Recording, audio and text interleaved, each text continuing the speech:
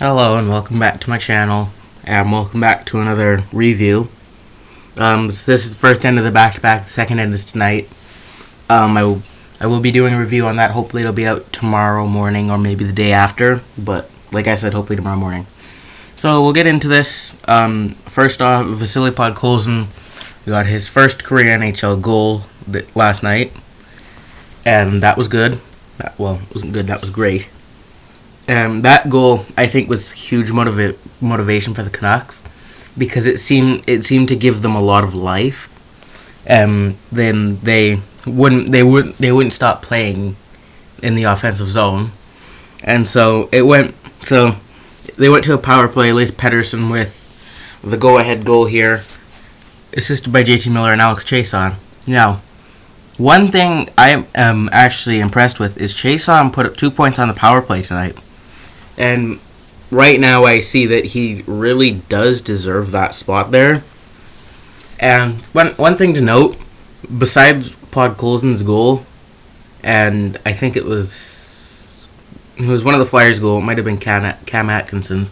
The rest of the goals weren't directly shot on net, they bounced off of something. Because the Elias Pettersson goal was shot wide and it bounced back and hit Carter Hart in the back of the skate on his left side, and then he kicked it into his own net on the right side. And then Alex Chiasson's goal, I believe, it bounced off of something, and I think he put it in himself. And then JT Miller's goal, Pettersson had shot it from an angle that's hard to get, and Carter Hart had saved it, and it had bounced out a small bit. It was on one of the Flyers' stick. I don't remember who, and Miller put it in. So that was the 4 goals for the Canucks. They all came in the second period, and then as you can see here, there was 2 Flyers goals. So the Canucks, I say, dominated play for the second and half of the third, and the Flyers dominated for the first and half of the third. So yeah, and then shots on goal, 39-35 in favor of the Canucks. Demko was good. He was very good early after that one goal, and he was still very good after the Cam Atkinson goal. And like I said, these 2 goals here were bounces. So he can't really do anything. And I believe this one here went off of Tucker Pullman in front. So, once again, surprises me. The Canucks were dominant in the face-off last year, and for the past 2 games, they haven't been. Oh, and one other thing I should probably mention with that. The Canucks power play.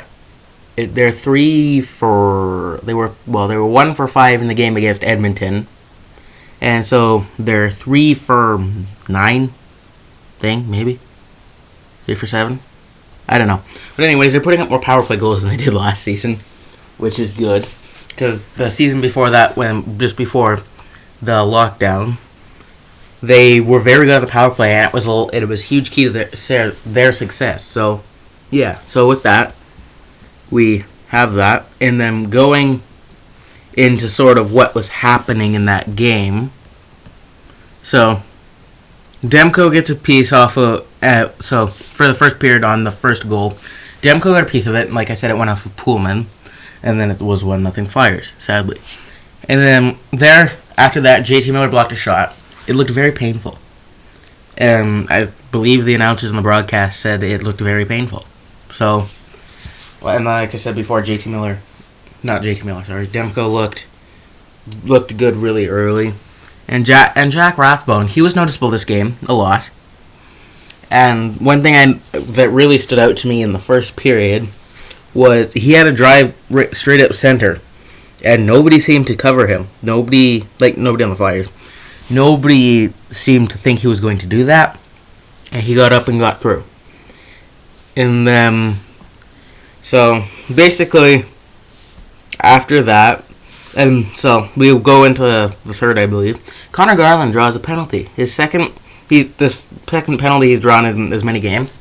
And one thing I noticed about Connor Garland from his time in Arizona, he's going to draw penalties. He's very good like that.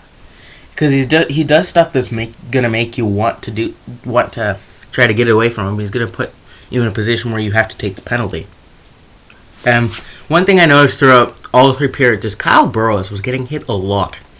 And I don't know if there's some bad blood between the Flyers and Burrows, but it seemed like they were out for him. And and I don't want to say they were trying to injure him, but in the way they were playing, it sort of looked like they weren't going to be opposed to it. And then one thing I noticed throughout the first, the second, and the third is Pettersson is being very good defensively, and same with the last game in Edmonton, which makes me think. I was thinking this before the season started. That Pettersson is going to have improved defensively, and I genuinely think Pettersson can finish in the top 3 to top 5 for Selke voting, because he is very good defensively this season. And then going into the end of the third when it was tied at 4. No, sorry, it wasn't tied at 4. It was 4-2. This is what led to it being tied at 4. There was a really bad icing call. So it basically, Highmore was in a foot race. Highmore would have won it, except the refs called it early, which was bad. And then they called the bad high sticking penalty on Ekman-Larsson. However, they called it slashing. One thing that I want to go over with this is, so Ekman-Larsson batted the puck out of the air, and it hit Travis Konechny in the face. That was the puck that hit him in the face. Now, his stick almost hit him in the face, but it didn't.